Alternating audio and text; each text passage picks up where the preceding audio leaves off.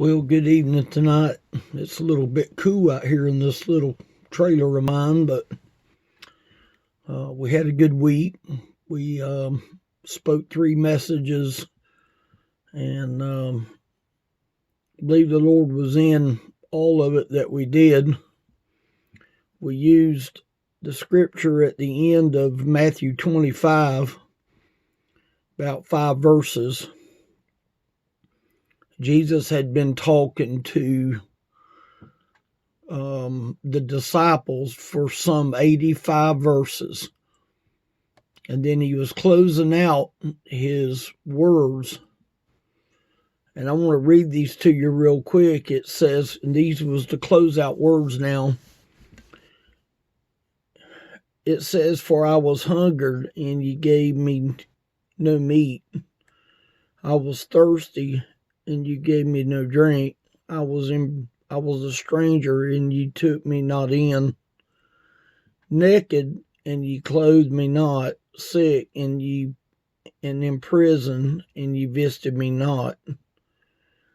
Then shall they also answer him, saying, Lord, when saw we thee an hungered and athirst, or stranger, or naked, or sick, or in prison, and did not minister unto thee? Then shall he answer them, and saying, Verily I say unto you, insomuch as ye did it not to me, the least of these, ye did it not to me. And these shall go away into everlasting punishment, but the righteous unto everlasting or life eternal. It's a little hard for me to read. The message that I brought to the people is, how many people do you think is hungering for God? I'm talking about a real hunger. This verse right here makes it very clear. How many people is athirst for God? They're thirsty. You know, if a person is thirsting for God, they have to see that thirst in someone else. How about a stranger? You know, I don't meet too many strangers, because when I do meet a stranger, it's nothing for me to be a friend to that individual. But how many people know me and size my life up on what they see in my life compared to what they see in someone that doesn't know the Lord, that doesn't know Jesus? The Bible mentions the word naked here. How many people do you suppose is naked before the Lord? They see nakedness. Now, I realize that I might be removing its contextual meaning here in this verse, but Jesus was telling them that, look, if you do it not to the least of mine, you do it not to me. And what I believe he was actually getting to here is that you can't go and do and say that we're doing it for Jesus when we can't seem to find the interest to do it for our fellow man.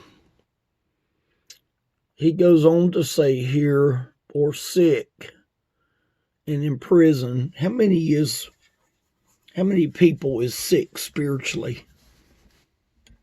I know probably quite a few that are sick spiritually. It talked about and in prison. You know, prison has bars in front of a person, but we're not talking about the natural bars. We're talking about bars of bondage. Somebody without Jesus is in bars of bondage. And he mentioned here, and did not minister unto thee. See, all these are an example of what people sees in life as we know it. A lot of people want to prefer the Lord, but they don't want to prefer their fellow man. And you can't say that you love the Lord if you don't prefer your fellow man. I brought this out to the people today, that people see our hunger. What we have to do is remember, when was we hungry? When was we athirst? When was we naked or a stranger to God? When was we in prison? Or when was we sick? We have to remember our sickness of unbelief before we can help someone else.